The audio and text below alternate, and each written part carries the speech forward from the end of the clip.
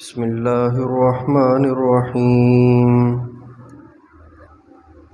ويسألونك عن ذي القرنين قل سأتلو عليكم منه ذكرا إنا مكنا له في الأرض وآتيناه من كل شيء سببا فأتبع سببا حتى إذا بلغ مغرب الشمس وجدها تغرب في عين حمية ووجد عندها قوما قلنا يا ذا القرنين إما أن تعذب وإما أن تتخذ فيهم حسنا قال أما من ظلم فسوف نعذبه ثم يرد إلى ربه فيعذبه عذابا نكرا وأما من آمن وعمل صالحا فله جزاء الحسنى وسنقول له من أمرنا يسرا ثم أتبع سببا حتى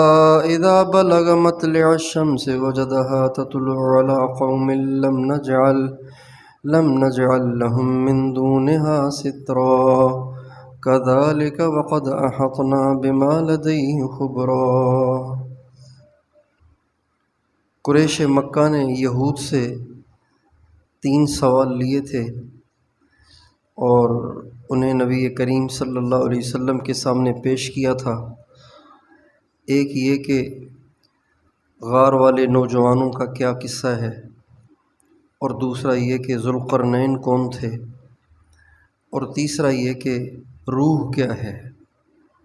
تو ایک سوال کا جواب تو اس صورت کے شروع میں آ گیا تھا، اور اب دوسرے سوال کا جواب یہاں پر ہے۔ دوسرا سوال یہ تھا کہ ذوالقرنین کون ہے۔ اللہ تعالیٰ فرماتے ہیں کہ یہ تم سے پوچھ رہے ہیں ذوالقرنین کے بارے میں، ان سے کہو میں تمہیں سناتا ہوں کہ وہ کون تھا۔ وہ تھے جن کو ہم نے زمین میں اقتدار دیا تھا، بڑی قوت دی تھی، اور ہر قسم کا سامان ہم نے ان کو دے رکھا تھا۔ انہوں نے 3 سفر کیے۔ ایک سفر کیا مغرب کی انتہا تک، اور ایک سفر کیا مشرق کی انتہا تک، اور ایک شمالی علاقہ جات کا سفر کیا کوہستانی پہاڑوں تک۔ تو اللہ تعالیٰ نے موٹی موٹی باتیں ان 3 سفروں کی بتائی ہیں۔ یہ وہ بادشاہ تھے جن کو اللہ تعالیٰ نے ایمان بھی دیا تھا، بادشاہت بھی دی تھی، اور بادشاہت ساری دنیا کی دی تھی، پوری دنیا ان کے زیر اثر تھی۔ تو فرماتے ہیں کہ یہاں تک کہ جب وہ پہنچے اس جگہ جہاں سورج غروب ہوتا ہے، یعنی مغرب اقصیٰ میں، تو انہوں نے دیکھا کہ سورج ایک چشمے میں غروب ہو رہا ہے، اور وہاں پر کچھ لوگ رہتے ہیں۔ تو ہم نے حضرت ذوالقرنین سے کہا، یہ بڑے اللہ کے ولی تھے، ہم نے ان سے کہا اس زمانے کے نبی کے واسطے سے کہ اے ذوالقرنین، اب جن لوگوں کے پاس آپ پہنچے ہیں، چاہیں تو آپ ان کو عذاب دیں، چاہیں تو ان کے ساتھ اچھا سلوک کریں۔ تو حضرت ذوالقرنین فرمانے لگے، جو ظالم ہیں ان کو ہم سزا دیں گے، اور ہماری سزا تو تھوڑی ہے، اللہ کے پاس جب وہ لوٹائے جائیں گے تو وہاں ان کو اس سے زیادہ بھیانک سزا دی جائے گی، اور جو مومن ہوں گے، اچھے اعمال والے ہوں گے، ان کو اچھا بدلہ دیا جائے گا، اور ہم ان کے لیے آسانی پیدا کریں گے۔ تو ایک قوم کے ساتھ تو ان کا یہ معاملہ ہوا، اس کے بعد پھر انہوں نے اسباب اختیار کیے، یہاں تک کہ وہ ایسی جگہ پہنچے جہاں سورج طلوع ہو رہا ہے۔ انہوں نے دیکھا کہ ایک قوم ہے، وہاں پر ایک قوم ہے جن کے پاس سائے کی کوئی چیز ہی نہیں ہے، سائے کی کوئی چیز نہیں، کوئی دیوار نہیں، کوئی گھر نہیں، کچھ نہیں۔ سورج وہاں طلوع ہو رہا ہے، اور سورج سے اوٹ کی کوئی چیز ہی نہیں ان کے پاس۔ اللہ تعالیٰ فرماتے ہیں یہ جو ہم بتا رہے ہیں یہ بات ایسے ہی ہے، ہمیں ذوالقرنین کے پورے حالات کی پوری خبر ہے۔ ذوالقرنین ایک بادشاہ ہیں، اللہ تعالیٰ نے ان کو بڑی قوت دی تھی۔ ان کا زمانہ کون سا ہے اس میں بہت اختلاف ہے، لیکن ہمارے ایک بزرگ گزرے ہیں حضرت مولانا حفظ الرحمان صاحب سیوہاری رحمۃ اللہ علیہ، ہمارے بزرگوں میں سے ہیں ہندوستان کے۔ انہوں نے ایک کتاب لکھی ہے قصص القرآن، اس میں انہوں نے دلائل سے اس بات کو ثابت کیا ہے کہ یہ حضرت دانیال علیہ السلام کے زمانے کے بادشاہ ہیں۔ بہت سے مفسرین تو کہتے ہیں کہ یہ حضرت ابراہیم علیہ السلام کے زمانے کے ہیں، ابراہیم علیہ السلام سے ان کی ملاقات بھی ہوئی ہے، اور ابراہیم علیہ السلام ہی کی دعا سے اللہ تعالیٰ نے ان کو اتنی قوت دی کہ باوجود اس کے کہ وہ زمانہ اتنا تیز رفتار نہیں تھا، لیکن وہ پوری دنیا میں پھرے، پوری دنیا میں پھرے۔ لیکن زیادہ جو راجح ہے وہ یہی ہے کہ یہ حضرت دانیال علیہ السلام کے زمانے کے ہیں، ابراہیم علیہ السلام کے بہت بعد کے ہیں۔ ذوالقرنین ان کا نام نہیں ہے، ذوالقرنین کوئی نام ہے بھی نہیں۔ ذوالقرنین کہتے ہیں دو سینگوں والا، قرن کہتے ہیں سینگ کو، دو سینگوں والا۔ تو اس کی وجہ میں بھی علماء فرماتے ہیں کہ اس کی وجہ یہ تھی کہ ذوالقرنین کو سر کے دونوں جانب دو زخم تھے، اس لیے ان کو کہتے دو سینگوں والا، یعنی دو زخموں والا۔ اور بعض فرماتے ہیں کہ قدرتی طور پہ ان کے یہ جو حصے تھے نا تھوڑے سے ہلکے سے ابھرے ہوئے تھے، تو بچپن سے ہی ان کا نام پڑ گیا ذوالقرنین۔ لیکن زیادہ راجح بات یہ ہے کہ ان کو ذوالقرنین اس لیے کہتے ہیں کہ وہ دو قرن یعنی زمین کے دو کناروں پہ پہنچے، جہاں سورج سب سے پہلے غروب ہوتا ہے وہاں بھی پہنچے، سب سے آخر میں غروب ہوتا ہے وہاں بھی پہنچے، اور مشرق اور جہاں سورج سب سے پہلے طلوع ہوتا ہے وہاں بھی پہنچے، اس لیے ان کو ذوالقرنین کہا جاتا ہے۔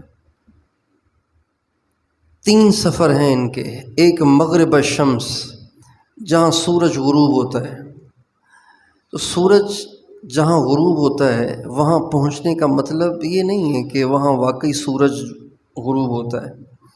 اصل میں سورج جو ہے نا، سورج یہ اترتا نہیں ہے، سورج کسی کنویں کے اندر نہیں چلا جاتا، کسی کھڈے کے اندر نہیں اتر جاتا، کسی اندھیرے میں نہیں چلا جاتا، بلکہ سورج اصل میں گھوم رہا ہے، ہر وقت گھوم رہا ہے۔ والشمس تجری لمستقر لها ذلك تقدیر العزیز العلیم، سورج ہر وقت گردش کر رہا ہے، ہر وقت گھوم رہا ہے، یہ تیرے رب کا بنایا ہوا نظام ہے کہ جس میں سورج 1 منٹ کے لیے بھی نہیں ٹھہرتا۔ تو اب یہ زمین ہے، یہ دیکھیں یہ زمین ہے، یہ سورج ہے، یہ بالکل آمنے سامنے ہیں، یوں سورج بھی چل رہا ہے اور زمین بھی چل رہی ہے۔ زمین کی گردش اور انداز سے ہے، سورج کی گردش اور انداز سے ہے۔ جب زمین گردش کر رہی ہے تو زمین کا جو حصہ سورج کے سامنے آ رہا ہے اس میں دن ہے، اور جو حصہ سورج سے مختلف سمت میں ہے وہاں رات ہے۔ اب یہ سورج ہے، یہ زمین ہے۔ اب اگر یہ زمین یوں گھوم رہی ہے، یوں گھوم رہی ہے، تو یہ حصہ سورج کے سامنے ہے تو یہاں دن، یہ حصہ سورج کے سامنے نہیں ہے تو یہاں رات۔ جب گھوم کے وہ حصہ آ جاتا ہے تو وہاں دن آ جاتا ہے۔ اس لیے سورج کے غروب کو نزول اور عروج نہیں کہتے۔ نزول یعنی سورج اتر رہا ہو، عروج یعنی چڑھ رہا ہو، یا صعود یعنی چڑھ رہا ہو، تو سورج کو نزول، عروج، صعود نہیں کہتے، بلکہ سورج کو کہتے ہیں غروب اور شروق۔ غروب یعنی چھپ جانا۔ تو سورج بظاہر نظر آتا ہے کہ اتر رہا ہے، وہ اتر نہیں رہا ہے، زمین گھوم رہی ہے، زمین گھوم رہی ہے، تو ایسے لگتا ہے کہ جیسے سورج جا رہا ہے، حالانکہ زمین کا وہ حصہ پلٹ کر اب دوسرا حصہ اس کے سامنے آ رہا ہے۔ تو مغرب الشمس سے مراد، سورج تو غروب نہیں ہوتا، سورج تو چل سو چل جہاں ہے وہیں ہے، اور اس کی ایک گردش ہے، اس کے مطابق وہ گردش کر رہا ہے، حرکت کر رہا ہے۔ اللہ کا کیا نظام ہے، اتنا بھاری بھرکم سورج ہے۔ موجودہ فلکیات کے ماہرین کہتے ہیں یہ جو سورج ہے یہ زمین سے 13 لاکھ گنا بڑا ہے۔ 13 لاکھ زمین کی گیندیں اگر اکٹھی کر لی جائیں، زمین ایک گیند ہے، گول ہے، اگر 13 لاکھ ایسی گیندیں اکٹھی کی جائیں تو ان میں سے ایک سورج بنے گا۔ اتنا بڑا ہے سورج، اتنا بھاری بھرکم سورج چل رہا ہے، کوئی اس کو پکڑنے والا نہیں ہے، کوئی اس کو نیچے سے تھامنے والا نہیں ہے، بس ذالک تقدیر العزیز العلیم، یہ اس طاقتور پروردگار کی ایک چلائی ہوئی ترتیب ہے، اس کا ایک نظام ہے کہ جس کے اندر کوئی ہیر پھیر نہیں ہے۔ جب سے اللہ نے سورج کو بنایا ہے تب سے وہ اسی طرح گردش کر رہا ہے، اس کی اسپیڈ بھی وہی ہے، یعنی کہ ٹائم گزر گیا ہے، اب وہ ذرا کمزور پڑ گیا ہے، پرانا ہو گیا ہے، اور اب اس کی اسپیڈ کم ہو گئی ہے۔ ہماری گاڑیاں جب نئی لیتے ہیں تو ان کی اسپیڈ الگ ہوتی ہے، جب پرانی ہو جاتی ہیں تو ان کی اسپیڈ الگ ہو جاتی ہے، جب نئی ہوتی ہیں تو ان میں آوازیں نہیں ہوتی ہیں، جب پرانی ہو جاتی ہیں ان میں آوازیں آنا شروع ہو جاتی ہیں۔ سورج کو پتہ نہیں کتنے لاکھوں سال گزر گئے ہیں سورج کو بنے ہوئے، لیکن نہ اس کی اسپیڈ میں کمی ہے نہ اس کی آوازیں آتی ہیں۔ سورج ایک آگ ہے، سورج بھی کوئی گیند نہیں ہے، سورج ایک آگ ہے، ایک آگ ہے، وہ آگ گھوم رہی ہے، وہ آگ گھوم رہی ہے، وہ آگ جیسے ایٹم بم کے اندر آگ ہے نا، ایٹم بم کہیں پھٹے تو لاکھوں انسان بھسم ہو جاتے ہیں، ایسے کروڑوں ایٹم بموں کی آگ اس اکیلے سورج کے اندر ہے۔ تو مغرب الشمس سے مراد سورج کے غروب ہونے کی جگہ نہیں، بلکہ وہ جگہ ہے جہاں سب سے آخر میں سورج غروب ہوتا ہے۔ اس وقت جو مغربی ممالک ہیں ان میں جو سب سے آخری ملک ہے وہ یہ بن جائے گا۔ اور مشرق الشمس، مطلع الشمس، اس سے مراد وہ علاقے ہیں جہاں سب سے پہلے سورج نکلتا ہے۔ آج کل فجی آئی لینڈ میں سب سے پہلے سورج نکلتا ہے، یہ بالکل مشرق کا ابتدائی ملک ہے۔ ہم لوگ مشرق کے وسطیٰ میں ہیں، ہمارا ملک سعودی عرب اور ہمارے آس پاس کے جتنے چھوٹے چھوٹے ممالک ہیں یہ سارے کے سارے مشرق ہیں، یہ مشرق وسطیٰ، درمیانی مشرق کا درمیانی حصہ۔ تو وہاں پہنچے حضرت ذوالقرنین، تفصیلی قصہ انشاءاللہ ان کے جو 3 سفر ہوئے ان میں کیا کیا کارگزاریاں پیش آئیں وہ انشاءاللہ کل کریں گے۔